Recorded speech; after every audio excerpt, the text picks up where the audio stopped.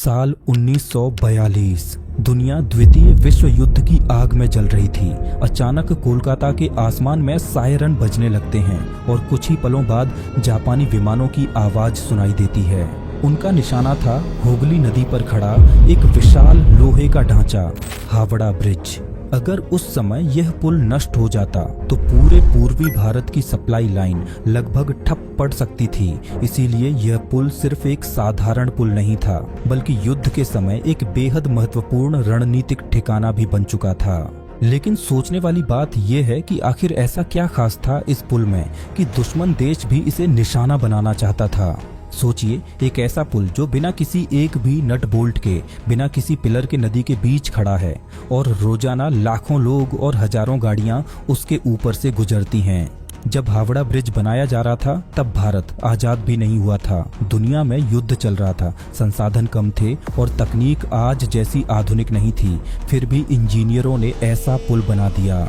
हुगली नदी पर बना यह विशाल पुल आखिर कब और कैसे बना? इसे बनाना इतना मुश्किल क्यों था और कैसे यह पुल युद्ध, समय और करोड़ों लोगों के बोझ के बावजूद आज भी मजबूती से खड़ा है? आइए हावड़ा ब्रिज की इस अद्भुत कहानी को शुरुआत से समझते हैं। कोलकाता की पहचान बन चुका यह पुल, जिसे हम हावड़ा ब्रिज के नाम से जानते हैं, सिर्फ एक पुल नहीं बल्कि इंजीनियरिंग का ऐसा चमत्कार है जिसे देखकर आज भी बड़े बड़े इंजीनियर हैरान रह जाते हैं। आज हर दिन करीब 1 लाख से ज्यादा गाड़ियां और लगभग 5 लाख लोग इस पुल को पार करते हैं। इसीलिए इसे दुनिया के सबसे व्यस्त पुलों में भी गिना जाता है। जिस समय यह पुल बनाया गया था उस समय दुनिया में तकनीक आज जैसी विकसित नहीं थी। इंजीनियरों के पास कंप्यूटर नहीं थे, आधुनिक मशीनें नहीं थीं, और फिर भी उन्होंने ऐसा स्ट्रक्चर खड़ा कर दिया जिसे देखकर आज भी लोग कहते हैं, यह कैसे संभव है। लेकिन हावड़ा ब्रिज की असली कहानी समझने के लिए हमें समय में लगभग 200 साल पीछे जाना होगा। उस दौर में जब भारत अंग्रेजों के शासन के अधीन था। 18वीं सदी के अंत और 19वीं सदी की शुरुआत तक अंग्रेज धीरे धीरे पूरे भारत पर अपना नियंत्रण मजबूत कर चुके थे और उस समय उनका सबसे महत्वपूर्ण शहर था कलकत्ता, जिसे आज हम कोलकाता के नाम से जानते हैं। उस दौर में कोलकाता सिर्फ एक शहर नहीं था, यह ब्रिटिश इंडिया की राजधानी था, व्यापार का सबसे बड़ा केंद्र था और एशिया में अंग्रेजों की ताकत का प्रतीक था। यहाँ से कपास, चाय, नील और कई कीमती सामान पूरी दुनिया में भेजे जाते थे। बड़े बड़े जहाज हुगली नदी के रास्ते यहाँ आते जाते थे और अंग्रेजों के लिए यह शहर इतना महत्वपूर्ण था कि उन्होंने यहाँ तेजी से विकास कार्य शुरू कर दिए। लेकिन एक समस्या थी। कोलकाता के ठीक सामने हुगली नदी के दूसरी तरफ एक इलाका था, हावड़ा। धीरे धीरे यह इलाका भी बहुत महत्वपूर्ण बन गया। यहाँ रेलवे स्टेशन बनाया गया, फैक्ट्रियां लगाई गईं और हजारों मजदूर काम करने लगे। समस्या यह थी कि इन दोनों इलाकों के बीच बहती थी हुगली नदी और उस समय इस नदी को पार करने का एक ही तरीका था, नाव। जब 1854 में हावड़ा रेलवे स्टेशन बनकर तैयार हुआ तो यह समस्या और भी बड़ी हो गई, क्योंकि अब दूर दराज से आने वाले यात्रियों को ट्रेन पकड़ने के लिए पहले नदी पार करनी पड़ती थी। यह समस्या सिर्फ यात्रियों की नहीं थी, अंग्रेजों के व्यापार पर भी इसका सीधा असर पड़ रहा था, क्योंकि उनके कारखाने हावड़ा में थे, लेकिन माल को बंदरगाह तक पहुंचाने के लिए नदी पार करनी पड़ती थी। बरसात के मौसम में जब हुगली नदी उफान पर होती तब कई दिनों तक व्यापार ठप हो जाता था। कई बार जहाजों से सामान लाते समय दुर्घटनाएं हो जाती, कई बार माल पानी में खराब हो जाता और हर दिन अंग्रेजों को लाखों का नुकसान झेलना पड़ता था। अब अंग्रेज अच्छी तरह समझ चुके थे कि अगर उन्हें अपने व्यापार को तेज करना है तो इस नदी पर एक स्थायी समाधान ढूंढना ही होगा।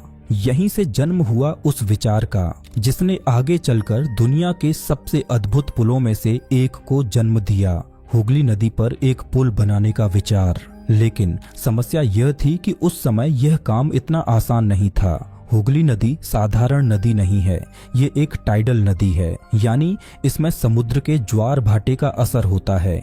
कभी पानी बहुत नीचे चला जाता है तो कभी अचानक बहुत ऊपर उठ जाता है। इसके अलावा नदी के तल में भारी मात्रा में गाद जमा रहती है, जिससे मजबूत नींव बनाना बेहद मुश्किल हो जाता है। और सबसे बड़ी चुनौती थी जहाजों का आना जाना, क्योंकि उस समय बड़े बड़े व्यापारिक जहाज इसी नदी के रास्ते कोलकाता के बंदरगाह तक आते थे।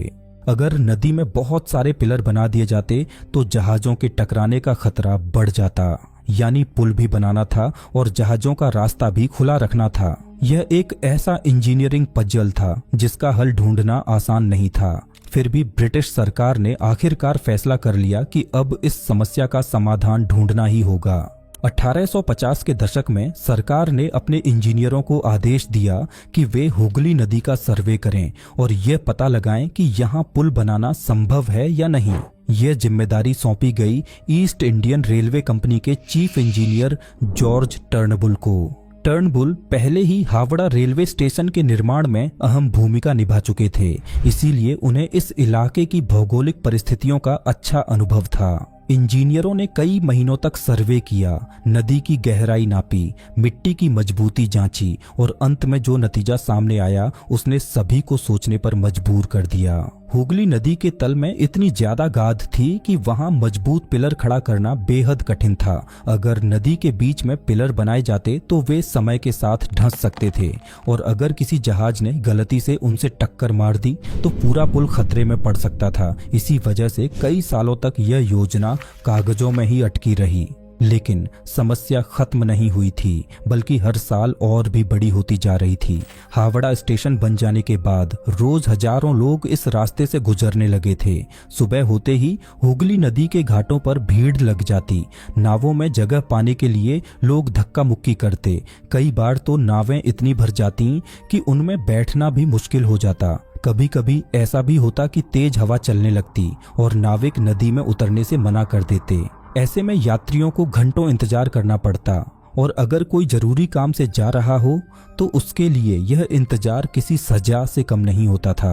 अंग्रेजों के लिए यह स्थिति और भी चिंताजनक थी, क्योंकि उनका व्यापार इस नदी पर निर्भर था। हावड़ा की फैक्ट्रियों से सामान निकलता, फिर नावों के जरिए नदी पार करके कोलकाता के बंदरगाह तक पहुंचाया जाता और वहां से जहाजों में भरकर दुनिया के अलग अलग देशों में भेज दिया जाता। लेकिन इस पूरी प्रक्रिया में बहुत समय लग जाता था। बरसात के मौसम में तो हालात और भी खराब हो जाते। नदी का जल स्तर अचानक बढ़ जाता, धार तेज हो जाती और कई दिनों तक नावों का चलना बंद हो जाता। इस वजह से अंग्रेजों को भारी आर्थिक नुकसान उठाना पड़ता था। अब ब्रिटिश सरकार समझ चुकी थी कि अगर उन्हें अपने व्यापार को और मजबूत बनाना है तो हुगली नदी पर पुल बनाना ही होगा। आखिरकार 1870 के दशक में सरकार ने फैसला लिया कि अब इस समस्या का स्थायी समाधान ढूंढा जाएगा। इसी उद्देश्य से एक नई संस्था बनाई गई, हावड़ा ब्रिज ट्रस्ट। इस ट्रस्ट का काम था हुगली नदी पर पुल बनाने की योजना को आगे बढ़ाना। इसके बाद ब्रिटिश सरकार ने एक नया कानून भी पास किया, जिसे हावड़ा ब्रिज एक्ट कहा गया। अब सवाल था कि आखिर इस नदी पर किस तरह का पुल बनाया जाए। कई इंजीनियरों ने अलग अलग डिजाइन पेश किए, लेकिन अंत में एक ऐसा डिजाइन चुना गया जो उस समय के हिसाब से काफी अनोखा था। यह था पंटून ब्रिज। पंटून ब्रिज असल में एक तैरता हुआ पुल होता है। इसमें बड़े बड़े लोहे या लकड़ी के फ्लोट्स यानी तैरने वाले ढांचे नदी में रखे जाते हैं और उनके ऊपर पुल बनाया जाता है। जब नदी का जलस्तर बढ़ता है तो पूरा पुल पानी के साथ ऊपर उठ जाता है और जब पानी कम होता है तो पुल भी नीचे आ जाता है, यानी ये पुल नदी की चाल के साथ खुद को ढाल लेता है। इंजीनियरों को लगा कि हुगली जैसी टाइडल नदी के लिए यही सबसे बेहतर समाधान होगा। ब्रिटिश सरकार को भी यह योजना पसंद आई और तुरंत इसे मंजूरी दे दी गई। इसके बाद इस पुल के निर्माण का काम सौंपा गया British engineer sir Bradford Leslie को। लेस्ली उस समय के बेहद अनुभवी इंजीनियरों में गिने जाते थे। उन्हें उम्मीद थी कि यह पुल हुगली नदी की समस्या का स्थायी समाधान बन जाएगा। ब्रिटेन से इस पुल के कई हिस्से बनकर आने लगे और कोलकाता में उन्हें जोड़कर पुल तैयार किया जाने लगा। लेकिन शायद किस्मत को कुछ और ही मंजूर था। 20 मार्च 1874 कोलकाता के इतिहास में यह दिन एक भयानक तूफान के लिए याद किया जाता है। उस दिन अचानक समुद्र की ओर से एक शक्तिशाली चक्रवाती तूफान उठा और कुछ ही घंटों में उसने पूरे शहर को अपनी चपेट में ले लिया। तेज हवाएं, मूसलाधार बारिश और उफनती हुई हुगली नदी। तूफान इतना भयानक था कि कई इमारतों को नुकसान पहुंचा और इसी तूफान की मार उस पुल पर भी पड़ी जो अभी बन ही रहा था। पानी का स्तर तेजी से बढ़ा, धार तेज हो गई और पुल के कई हिस्से बुरी तरह क्षतिग्रस्त हो गए। लेकिन असली हादसा अभी बाकी था। कुछ समय बाद एक बड़ा स्टीमर जहाज गलती से इस अधूरे पुल से टकरा गया। टक्कर इतनी जोरदार थी कि पुल के 3 बड़े पंटून पानी में डूब गए और लगभग 200 फीट लंबा हिस्सा पूरी तरह टूट गया। कई लोगों को लगा कि अब यह परियोजना यहीं खत्म हो जाएगी, लेकिन ब्रिटिश सरकार पीछे हटने वाली नहीं थी। उन्होंने पुल को फिर से बनाने का फैसला किया। कई चुनौतियों और मुश्किलों के बाद आखिरकार 1874 में यह पंटून ब्रिज बनकर तैयार हो गया। यह पुल करीब 1528 फीट लंबा और 62 फीट चौड़ा था। इसके किनारे पैदल चलने वालों के लिए भी रास्ता बनाया गया था। जब यह पुल तैयार हुआ तो लोगों के लिए यह किसी चमत्कार से कम नहीं था। अब हावड़ा से कोलकाता जाना पहले की तुलना में बहुत आसान हो गया था। लाखों लोग हर दिन इस पुल का इस्तेमाल करने लगे। लेकिन इस पुल की एक अजीब खासियत भी थी। जब भी हुगली नदी से कोई बड़ा जहाज गुजरता तो पुल को बीच से खोल दिया जाता था। पुल के 2 हिस्से अलग हो जाते और जहाज आराम से निकल जाता। फिर जहाज गुजरने के बाद पुल को दोबारा जोड़ दिया जाता। ये व्यवस्था उस समय के हिसाब से काफी अनोखी थी, लेकिन समय के साथ एक नई समस्या सामने आने लगी। जैसे जैसे कोलकाता का विकास बढ़ रहा था, इस पुल पर भीड़ भी बढ़ती जा रही थी। शुरुआत में यह पुल जितना मजबूत और उपयोगी लग रहा था, कुछ ही दशकों में यह अपनी क्षमता से कहीं ज्यादा भार झेलने लगा। सुबह होते ही पुल पर बैलगाड़ियों की लंबी कतार लग जाती, सामान से लदी गाड़ियां, यात्रियों की भीड़ और लगातार बढ़ता ट्रैफिक। धीरे धीरे इस पुल की हालत खराब होने लगी। लेकिन सबसे बड़ी समस्या अभी बाकी थी, क्योंकि 20वीं सदी की शुरुआत तक यह साफ हो चुका था कि यह पंटून ब्रिज ज्यादा समय तक इस बढ़ते बोझ को सहन नहीं कर पाएगा। और यहीं से शुरू होती है उस पुल की असली कहानी। एक ऐसे पुल की कहानी जिसे बनाने के लिए इंजीनियरों को लगभग असंभव चुनौती का सामना करना पड़ा। और यही पुल आगे चलकर दुनिया के सबसे अद्भुत स्ट्रक्चर्स में से एक बना, हावड़ा ब्रिज। 1906 में इस नए पुल की योजना पर गंभीरता से काम शुरू किया गया। इसके लिए एक विशेष कमेटी बनाई गई, जिसमें ईस्ट इंडियन रेलवे के चीफ इंजीनियर RS हाइट और कोलकाता कॉरपोरेशन के चीफ इंजीनियर WB मकेब को शामिल किया गया। इस कमेटी का काम था यह तय करना कि आखिर हुगली नदी पर किस प्रकार का पुल बनाया जाए। इंजीनियरों ने कई महीनों तक अलग अलग संभावनाओं पर विचार किया। कुल मिलाकर 6 तरह के पुलों के प्रस्ताव सामने आए। इनमें सुरंग बनाने से लेकर फ्लोटिंग ब्रिज तक के विकल्प शामिल थे। हर विकल्प के अपने फायदे और नुकसान थे। अगर नदी के नीचे सुरंग बनाई जाती तो उसका निर्माण बेहद महंगा और जटिल होता। अगर फ्लोटिंग ब्रिज बनाया जाता तो वह ज्यादा टिकाऊ नहीं होता। इसी बीच एक और विचार सामने आया, एक विशाल स्टील ब्रिज बनाने का। लेकिन उस समय की तकनीक के हिसाब से यह काम बहुत चुनौतीपूर्ण था। इसके बावजूद ब्रिटिश सरकार ने इस दिशा में आगे बढ़ने का फैसला किया। नए पुल के डिजाइन के लिए दुनिया भर की कंपनियों से प्रस्ताव मांगे गए। कुल 23 कंपनियों को शॉर्टलिस्ट किया गया और उनसे कहा गया कि वे इस पुल का सबसे अच्छा डिजाइन तैयार करके पेश करें। साथ ही यह भी घोषणा की गई कि सबसे बेहतरीन डिजाइन बनाने वाली कंपनी को 3000 पाउंड का इनाम दिया जाएगा। यह उस समय के हिसाब से बहुत बड़ी रकम थी। दुनिया की कई प्रसिद्ध इंजीनियरिंग कंपनियों ने अपने अपने डिजाइन तैयार किए। कुछ डिजाइन इतने जटिल थे कि उन्हें देखकर ही समझ आ जाता था कि उन्हें बनाना लगभग असंभव होगा। कुछ डिजाइन व्यावहारिक थे, लेकिन हुगली नदी की परिस्थितियों के हिसाब से उपयुक्त नहीं थे। आखिरकार कमेटी को एक जर्मन कंपनी का डिजाइन पसंद आया, लेकिन जब इंजीनियरों ने उस डिजाइन का गहराई से अध्ययन किया तो उन्हें लगा कि यह भी इस नदी के लिए पूरी तरह सुरक्षित नहीं है और इस तरह वह प्रस्ताव भी खारिज कर दिया गया। इसी बीच बंगाल की राजनीति में एक बड़ा तूफान आ गया। 1905 में लॉर्ड कर्जन ने बंगाल का विभाजन कर दिया। इस फैसले के खिलाफ पूरे बंगाल में जबरदस्त आंदोलन शुरू हो गया। हर जगह विरोध प्रदर्शन हो रहे थे, लोग सड़कों पर उतर आए थे और अंग्रेजों के खिलाफ माहौल बेहद तनावपूर्ण हो गया था। इस राजनीतिक उथल पुथल का सीधा असर इस पुल की परियोजना पर पड़ा। नए पुल का काम फिर से ठंडे बस्ते में चला गया और तभी एक और बड़ा फैसला सामने आया। 1911 में ब्रिटिश सरकार ने घोषणा की कि अब भारत की राजधानी कोलकाता नहीं बल्कि दिल्ली होगी। राजधानी बदलने के इस फैसले ने कोलकाता के महत्व को काफी हद तक कम कर दिया। अब अंग्रेजों का ध्यान धीरे धीरे दिल्ली की ओर जाने लगा। इसका असर भी हावड़ा ब्रिज की परियोजना पर पड़ा और जब ऐसा लग रहा था कि शायद यह पुल कभी नहीं बन पाएगा, तभी दुनिया में एक ऐसी घटना घटी जिसने इस परियोजना को और भी पीछे धकेल दिया। 1914 में पहला विश्व युद्ध शुरू हो गया। ब्रिटेन पूरी तरह युद्ध में उलझ गया था। उसके पास अब इतने संसाधन नहीं थे कि वह भारत में किसी विशाल पुल के निर्माण पर पैसा खर्च करे। 1914 से 1918 तक पूरा ध्यान युद्ध पर ही लगा रहा। इस दौरान पुराने पंटून ब्रिज की थोड़ी बहुत मरम्मत करके काम चलाया गया, लेकिन यह पुल अब बहुत ज्यादा समय तक इस्तेमाल के लायक नहीं बचा था।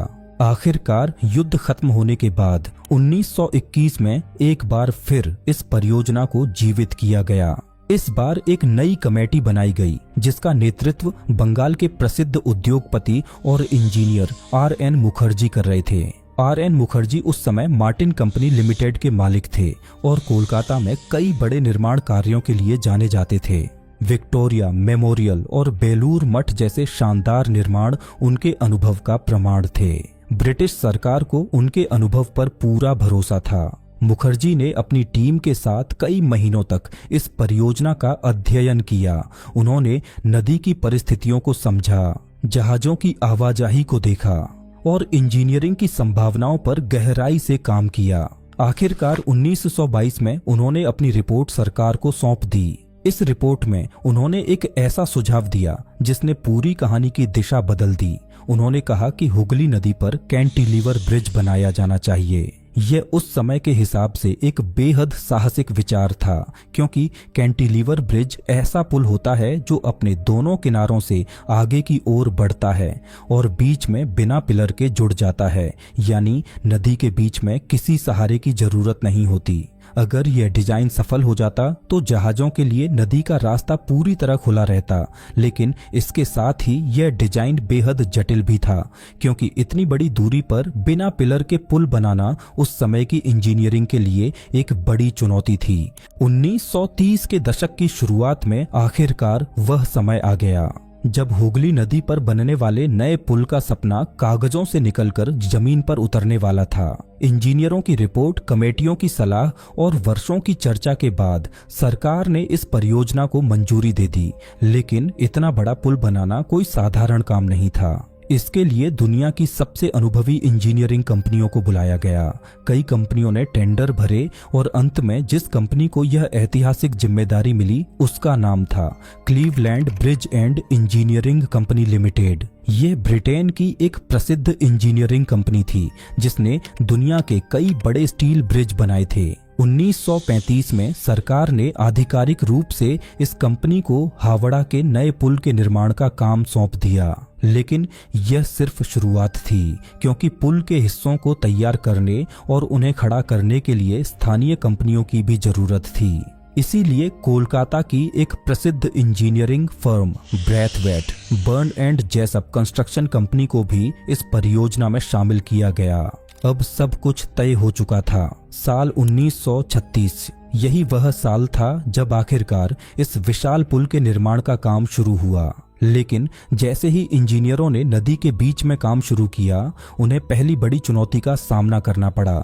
हुगली नदी का तल गाद से भरा हुआ था, इतनी ज्यादा गाद कि कई जगहों पर ठोस जमीन तक पहुंचना ही मुश्किल हो रहा था। अगर पुल के टावर मजबूत नींव पर नहीं खड़े होते तो पूरा स्ट्रक्चर खतरे में पड़ सकता था। इसीलिए सबसे पहले नदी के तल से गाद निकालने का काम शुरू किया गया। दिन रात मजदूर और इंजीनियर इस काम में लगे रहे। बड़ी बड़ी मशीनें नदी में उतारी गईं और धीरे धीरे गाद को हटाया जाने लगा। लेकिन इसी दौरान एक ऐसी घटना हुई जिसने सभी को हिलाकर रख दिया। एक रात नदी के किनारे भारी टावर के हिस्सों को स्थापित किया जा रहा था। ये विशाल स्टील के ढांचे थे जिनका वजन इतना ज्यादा था कि उन्हें संभालना बेहद मुश्किल था। काम के दौरान अचानक एक टावर का हिस्सा अपने स्थान से फिसल गया और अपने पूरे वजन के साथ जमीन पर गिर पड़ा। उसका वजन इतना ज्यादा था कि वह जमीन के अंदर लगभग 2 फीट तक धंस गया। जैसे ही वह जमीन में धंसा, एक जोरदार धमाका हुआ। धमाका इतना तेज था कि कई किलोमीटर दूर तक उसकी आवाज सुनाई दी। इतना ही नहीं, खिदिरपुर इलाके में लगे एक सीस्मोग्राफ यानी भूकंप मापने वाले उपकरण ने इसे भूकंप के झटके के रूप में रिकॉर्ड कर लिया। आसपास के लोग डरकर अपने घरों से बाहर निकल आए। कई लोगों को लगा कि शायद सचमुच भूकंप आ गया है। यह घटना इस बात का संकेत थी कि यह निर्माण कार्य कितना खतरनाक और चुनौतीपूर्ण होने वाला है। लेकिन इंजीनियरों ने हार नहीं मानी। धीरे धीरे पुल की नींव तैयार की गई और उसके बाद असली काम शुरू हुआ, स्टील के विशाल ढांचे को खड़ा करने का। इस पुल के निर्माण के लिए करीब 26,500 टन स्टील की जरूरत थी। उस समय योजना यह थी कि यह सारा स्टील ब्रिटेन से मंगाया जाएगा, लेकिन किस्मत ने यहाँ भी एक नया मोड़ ला दिया। 1939 में द्वितीय विश्व युद्ध शुरू हो गया। ब्रिटेन अब युद्ध में उलझ चुका था। उसकी फैक्ट्रियां युद्ध के हथियार बनाने में व्यस्त थीं और भारत के लिए स्टील भेजना उसके लिए आसान नहीं था। आखिरकार ब्रिटेन केवल लगभग 3,000 टन स्टील ही भेज पाया। अब सवाल यह था कि बाकी स्टील कहां से आएगा। अगर स्टील नहीं मिला तो यह परियोजना बीच में ही रुक सकती थी। लेकिन उसी समय भारत की एक कंपनी आगे आई, टाटा स्टील। टाटा स्टील ने इस पुल के लिए करीब 23,500 टन स्टील उपलब्ध कराया और इसी भारतीय स्टील से इस पुल का अधिकांश हिस्सा बनाया गया। यह बात उस समय बेहद गर्व की थी, क्योंकि भारत में बनी स्टील का इस्तेमाल करके इतना बड़ा इंजीनियरिंग स्ट्रक्चर तैयार किया जा रहा था।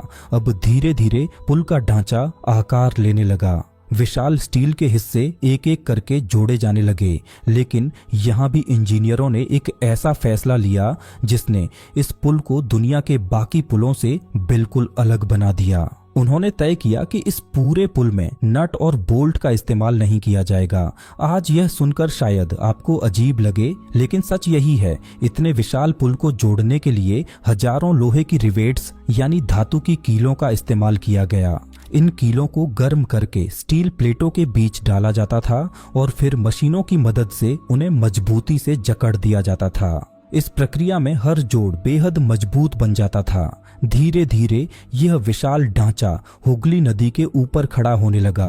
पुल के दोनों किनारों पर लगभग 280 फीट ऊंचे 2 विशाल टावर बनाए गए। इन दोनों टावरों के बीच की दूरी लगभग 1,500 फीट थी। और हैरानी की बात यह थी कि इस पूरे हिस्से के बीच में नदी में एक भी पिलर नहीं बनाया गया, यानी पूरा पुल सिर्फ किनारों पर खड़े 2 टावरों के सहारे टिका हुआ था। जब यह ढांचा आकार लेने लगा तो दूर दूर से लोग इसे देखने आने लगे। लोग खड़े होकर घंटों इस निर्माण को देखते रहते और सोचते कि आखिर यह इतना विशाल ढांचा हवा में कैसे टिकेगा। लेकिन इंजीनियरों को अपने डिजाइन पर पूरा भरोसा था। लगभग 4 साल तक लगातार दिन रात काम चलता रहा और आखिरकार 1942 में वह दिन आ गया जब यह विशाल पुल पूरी तरह तैयार हो चुका था। उस समय यह पुल दुनिया का तीसरा सबसे लंबा कैंटिलीवर ब्रिज था। इसकी कुल लंबाई लगभग 2,313 फीट थी और इसकी ऊंचाई करीब 269 फीट। पुल के ऊपर बनी सड़क लगभग 71 फीट चौड़ी थी और दोनों किनारों पर पैदल चलने वालों के लिए चौड़े फुटपाथ बनाए गए थे। यह पुल वास्तव में इंजीनियरिंग का एक अद्भुत नमूना बन चुका था। लोहे का यह विशाल ढांचा दूर से ही शहर की पहचान बन गया था। दिन में इसकी चमकती हुई स्टील की संरचना सूरज की रोशनी में चमकती थी और रात के समय शहर की लाइट्स इसकी आकृति को और भी भव्य बना देती थीं। लेकिन उस समय दुनिया के हालात बिल्कुल सामान्य नहीं थे। पूरा विश्व द्वितीय विश्व युद्ध की आग में जल रहा था। यूरोप से लेकर एशिया तक कई देशों की सेनाएं आमने सामने थीं और इस युद्ध की आंच भारत तक भी पहुंच चुकी थी। उस समय जापान तेजी से एशिया में अपनी ताकत बढ़ा रहा था सिंगापुर, मलेशिया और बर्मा जैसे कई क्षेत्रों पर जापान का कब्जा हो चुका था और अब जापान की नज़र भारत पर थी। दरअसल उस समय ब्रिटेन और अमेरिका चीन को युद्ध का सामान भेज रहे थे ताकि जापान को रोका जा सके। इस सप्लाई का एक महत्वपूर्ण रास्ता भारत से होकर गुजरता था। कोलकाता का बंदरगाह इस सप्लाई चेन का एक अहम हिस्सा था। यहाँ से हथियार और जरूरी सामान चीन तक पहुंचाया जाता था। जापान अच्छी तरह समझ चुका था कि अगर उसे इस सप्लाई को रोकना है तो कोलकाता को निशाना बनाना होगा और इसी वजह से शहर का सबसे महत्वपूर्ण ढांचा हावड़ा ब्रिज भी जापानी सेना की नजर में आ गया। ब्रिटिश सरकार को इस खतरे का अंदेशा पहले से था। इसी डर की वजह से जब यह पुल बनकर तैयार हुआ तो इसका कोई भव्य उद्घाटन समारोह नहीं किया गया, क्योंकि उन्हें डर था कि अगर इसकी ज्यादा चर्चा हुई तो दुश्मन की नजर इस पर पड़ सकती है। लेकिन युद्ध के समय खतरे कभी चेतावनी देकर नहीं आते। 20 दिसंबर 1942 की रात कोलकाता शहर सामान्य दिनों की तरह शांत था। लोग अपने घरों में थे और शहर की सड़कों पर हलचल कम हो चुकी थी। लेकिन अचानक आसमान में एक अजीब सी आवाज गूंजने लगी। कुछ ही पलों में लोगों ने ऊपर देखा। आसमान में कई जापानी लड़ाकू विमान मंडरा रहे थे। उस समय तक कई लोगों को समझ ही नहीं आया कि आखिर हो क्या रहा है।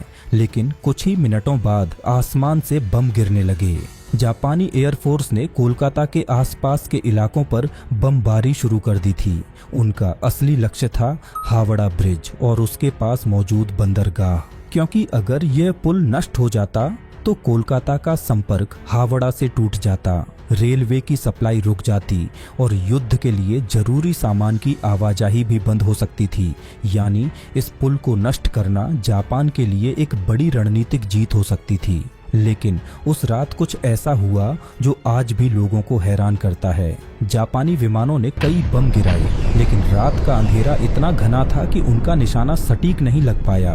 कुछ बम शहर के दूसरे हिस्सों में गिरे। एक बम तो गलती से एक होटल पर गिर गया, जिससे आसपास के इलाके में भारी नुकसान हुआ। लेकिन जिस पुल को निशाना बनाया गया था वह बिल्कुल सुरक्षित बच गया। हावड़ा ब्रिज उस रात एक भी बम से नहीं टकराया। यह किसी चमत्कार से कम नहीं था। अगर उस रात एक भी बम सीधे इस पुल पर गिर जाता तो शायद इतिहास कुछ और ही होता। लेकिन किस्मत ने उस रात इस पुल को बचा लिया।